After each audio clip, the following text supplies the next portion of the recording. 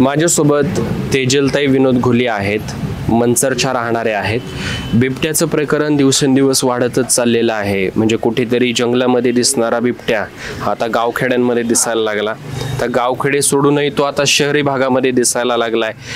काय हे भयान वास्तव पाहायला भेटतंय। मंचरमध्ये बऱ्याच वेळा त्याचं दर्शन झालेलं आहे, काय सांगाल? म्हणजे सगळीकडेच बिबट्याची दहशत झाली आहे। आता येत्या 20 दिवसामध्ये 3 बळी गेलेले आहेत। म्हणजे शेतकऱ्यांनी शेतात काम कसं करायचं, मुलांनी शाळेत कसं जायचं। म्हणजे आत्ता पण आमच्या पाटावरती 1-2 बिबट्या काल पाणी प्यायला आले होते, शिवाय दिवसा आले होते। मग याच्यावरती म्हणजे त्याच्यावरती एक आंदोलन झालं। मग त्याच्यावरती म्हणजे सगळ्यांनीच भरघोस प्रतिसाद दिला। म्हणजे हे चुकीचंच आहे ना, का मुलांनी शाळेत जायचं की नाही, शेतकऱ्यांनी शेतात काम करायचं की नाही। म्हणजे हे सगळीकडेच असं बिबट्यामुळे भीतीचं वातावरण निर्माण झालं आहे।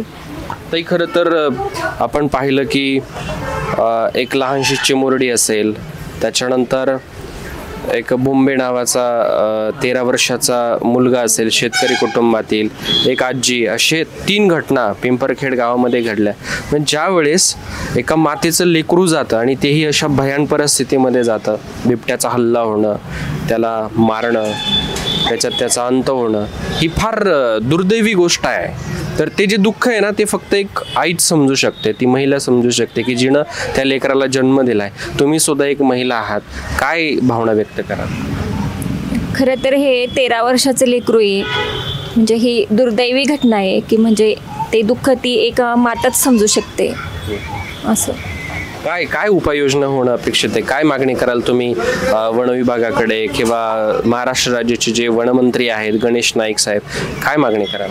म्हणजे खरं तर यांनी त्या गोष्टीकडे लक्ष दिलं पाहिजे। म्हणजे हे जे बिबट्या आहे त्याच्यासाठी त्यांनी निर्णय घेतलाच पाहिजे की हे शेतात कष्ट करणारे जे शेतकरी आहे, शाळेत जाणारे जे लहान मुलं आहे, त्यांचा बळी जातो याच्यामध्ये। त्यामुळे बिबट्याचा बंदोबस्त वन विभागाने केलाच पाहिजे।